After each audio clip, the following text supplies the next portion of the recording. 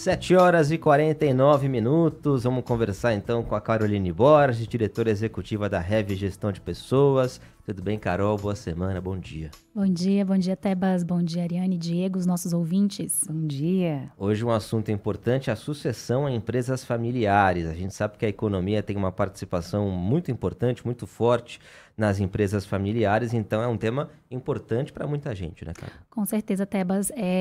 Na verdade, as empresas familiares, elas representam 90% dos empreendimentos no Brasil e geram 65% do PIB, empregam 75% da força de trabalho nacional. Muita coisa, né? Nossa, eu não sabia desse número. Então, são números baseados aí em dados do Sebrae, do IBGE, né? Publicação aí do Jornal da USP. E quando a gente fala de empresas familiares, a gente está falando principalmente de 3 pilares. A gente está falando de empresas que têm percentagem de participação de uma família no capital da empresa, ou 100% da família, ou seja, a propriedade da empresa. A gestão, então a família tem poder, né, sobre a direção da empresa, normalmente tem aí trabalho executado por alguns membros da família na alta administração. E quando eu falo de sucessão, existe intenção de continuidade da empresa a futuras gerações da família. Então isso caracteriza empresa familiar. E Carol, quais são os maiores desafios que esse tipo de empresa enfrenta quando se pensa num processo de sucessão? Então, vamos lá, vamos falar dessa sucessão. As empresas familiares, elas geralmente, essa fase de sucessão é crítica. Então, em geral, é crítico. Estudos indicam aí que só 30% das empresas familiares conseguem passar com sucesso da primeira para a segunda geração. E um dos principais desafios é a falta de planejamento, né, para essa transição acontecer. Então, muitas vezes o fundador tem uma centralização de decisão, que é algo muito natural. Ele é o fundador, ele conhece o negócio desde o início. E não há uma preparação dos sucessores de forma adequada. Existe aí também um choque entre gerações, de visões, com a nova geração chegando, às vezes, com ideias novas, querendo mudar muitas coisas. Isso pode causar tensões. E um outro ponto é a própria dificuldade natural de separar os laços emocionais e os interesses profissionais. Isso afeta a governança, isso afeta a continuidade do negócio e tem um impacto muito grande em relação à comunicação entre essas gerações. E, Carol, você mencionou, né, a sucessão da primeira para a segunda geração, também é um ponto importante, e que é a grande realidade das empresas também aqui no DF. E como é que fica o fundador nesse contexto, né? Quais são os desafios que ele tem que ter nesse processo? Boa, Tebas. Na verdade, a gente está num local novo, né? Nossa cidade é uma cidade nova, então, de fato, as empresas estão passando geralmente da primeira para a segunda geração. E a gente tem o fundador nesse centro dessa discussão toda. Quando a gente fala dos desafios do fundador, a gente está falando primeiro um desafio de transferir realmente poder, desapegar, porque para todo mundo, grande parte das pessoas, na verdade, que montam uma empresa, a empresa é muito mais que um negócio, é a concretização de um sonho pessoal, representa aí décadas de trabalho árduo, então isso gera um forte apego emocional, então isso dificulta, né, a passagem do controle, existe uma dificuldade de se afastar, existe uma continuidade de interferência nas decisões, mesmo depois da transição. A falta em si de planejamento sucessório, em geral, a sucessão é deixada para o último minuto ou é encarada como uma questão muito distante.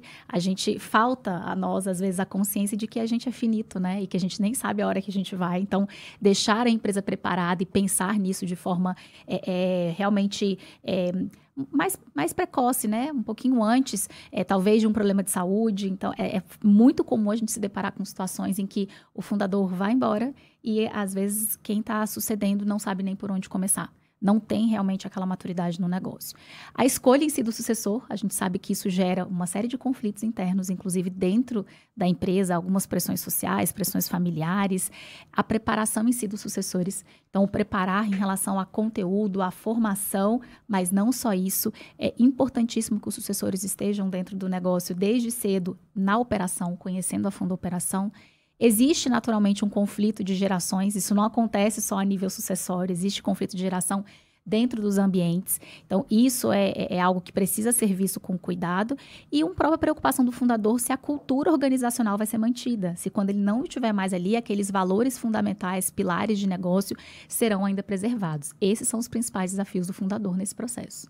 Carol, é comum a gente ouvir, né, pessoas comentando, desde que o fulano partiu, essa empresa nunca mais foi a mesma, ou tudo mudou por aqui, esse restaurante já não é como era antes do fulano ir embora. Então, como é que as empresas podem, além de tudo que você falou, se preparar para essa transição sucessória bem-sucedida? E aproveito para perguntar, isso tudo tem que estar documentado? É um acordo ali de boca entre os familiares? Muito boa a pergunta. 4 dicas importantes para esse processo, Ariane. Primeiro, um bom planejamento. E quando a gente fala de planejamento, sempre tem que estar fundamentado. Você precisa estar combinado, isso precisa estar acordado e estar escrito é um desses princípios. Então, as empresas devem desenvolver um plano de sucessão estruturado porque elas têm maior chance de sobreviver e prosperar. Isso tudo é baseado em pesquisa. Esse plano ele deve incluir, primeiro, formação contínua dos sucessores, que precisam estar envolvidos na operação desde cedo, a gente falou sobre isso aqui. É importante lembrar que essas práticas de governança, que está muito atrelado a isso que você me perguntou, as estruturas de governança ligadas à transparência, à informação, acesso à informação, elas podem incluir, por exemplo, um conselho de administração, com membros independentes da família, que podem ajudar a trazer uma visão externa, equilibrada, sobre decisões ligadas ao futuro da empresa. Segundo a Deloitte, inclusive, as empresas familiares que têm boas práticas de governança têm 42% de chance a mais de sobreviver à transição geracional.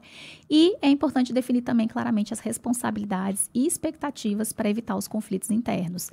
Também pesquisa aí da PwC mostra que 60% das empresas familiares já têm algum plano de sucessão, mas apenas 15% consideram esse plano um plano bem detalhado. Então, tem muito espaço para melhoria, inclusive nas empresas que já têm esse processo. Carol, no início você deu um número assustador. Quantas empresas não dão certo aí? Como é que é? Apenas 30% das empresas passam para a segunda geração com sucesso. Isso é muito interessante, eu queria fazer um comentário sobre isso, porque é o seguinte, muitas vezes o imaginário popular, o senso comum, as pessoas tratam os filhos de fundadores de empresa que continuam na empresa de maneira até pejorativa, preconceituosa. É o filho do dono, né? Ele herdou a empresa do pai, como se fosse uma coisa assim muito fácil de ser feita, né? Então que a gente aprenda a valorizar. A pessoa não tem culpa de ser filho de um dono de uma empresa, pelo contrário, tem ali todo um caminho já percorrido pelo pai, mas ele poderia ser o filho de uma empresa, assumir essa empresa e não conseguir tocar a empresa. Então eu valorizo muito filhos e filhas e sobrinhos e empresas familiares que conseguem dar continuidade depois que o fundador se vai e falece. São guerreiros, não são pessoas, muitas vezes, como a sociedade vê, ganharam um caminho fácil. Caminho fácil, coisa alguma, é um caminho muito duro, viu, Carol? E quando a gente está falando de gestão, Diego, herança e sucessão são coisas muito diferentes, né? Você não está herdando um patrimônio apenas. Você precisa suceder a gestão do negócio, e isso é extremamente desafiador. É muito desafiador. Existe toda a pressão do negócio em si e existe uma pressão interna familiar.